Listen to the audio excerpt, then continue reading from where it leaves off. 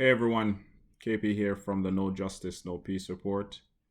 Hope all is well with you and hope you're keeping yourself safe during our pandemic here. So, I'm here to comment. Well, first of all, thanks for supporting the channel. Remember to like, share, subscribe, hit the notification bell so you know when I've posted something. Commenting on the shooting of Mr. Andre Maurice Hill. He not just a shooting, but he was killed by police officer Adam Coy. The story is heartbreaking. It's heart wrenching. Once again, it's another situation where the police officer didn't give the gentleman or the situation time to develop and just assess the whole situation properly. And it's a black man, a white police officer, and I think I'm correct there in terms of it being a white police officer. And he had a partner in the situation as well, and a female officer when they responded to this particular call. So he's a 19-year veteran. I'm looking, 19-year veteran. He's 44 years old. This is someone who's a seasoned police officer. When he showed up to the place where Mr. Hill was, Mr. Hill had a phone in his hand, and according to the reports, I think 10 seconds to meeting him or coming up on the scene, Mr. Hill was shot.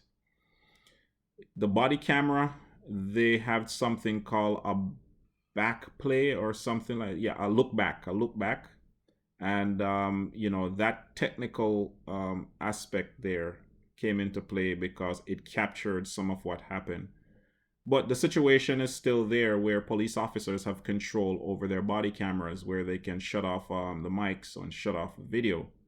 The dash cam on the car, the police cruiser apparently wasn't playing as well. So the whole situation was bad. It was funny. It's fishy, and usually it's the recipe for a disaster and for trouble.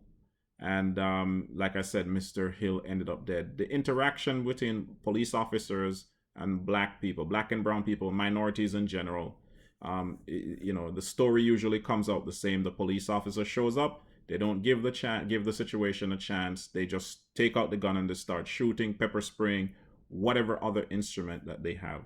And whenever they interact with Caucasians, white folks, the situation is not the same. And I'm going to give you an example in a second here, where you have a situation like that. As a matter of fact, there are quite a few where you have situations where a Caucasian person has done something terrible. The recent bombing with that gentleman there, a white person, he's not being called a terrorist, right? But he killed himself, of course. I'm not too sure if anyone else died in that bombing. But police officers don't treat minorities or people of color the same as they do those who are Caucasian. All right? Okay. And I'll put this all in the description box. Go read it for yourself. All right? As usual, that's what I do. You have here, I don't know how much the story is making its way around social media. It happened on December the 20th.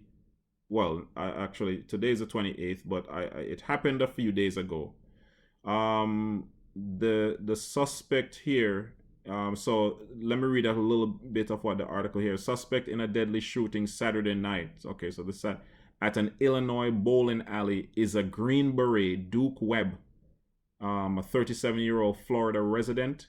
Allegedly killed 3 people and wounded 3 others at Don Carter Lanes in Rockford, Illinois.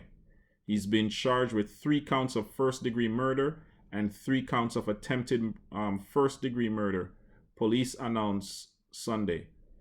So the whole point here is Mr. Webb is being held at the Winnebago County Jail without bond, police said at a Sunday press conference. He's due in court Monday, 1:30 p.m. He's alive. He killed 3 people and injured some others, right? But he's alive. What's his name here? Mr. Webb, Duke Webb, a Green Beret. They took him alive. Andre Hill, Mr. Hill here. He died with a cell phone in his hand. We're depending too much on. Sometimes we hope to God that there's a camera around or something like that, because usually police officers falsify and reports, or they just straight up lie and make up stories regarding the situation. So here, the Green Beret was taken alive after murdering 3 people and injuring others. Mr. Hill, just with a cell phone. The police officers were responding. The police officers were just responding to some sort of disturbance of a car running or something like that. Sharing my thoughts. We continue to fight. We continue to resist. We continue to highlight these injustices in our society when it comes to black and brown people. All right. Stay woke. Stay red. Take care of yourself.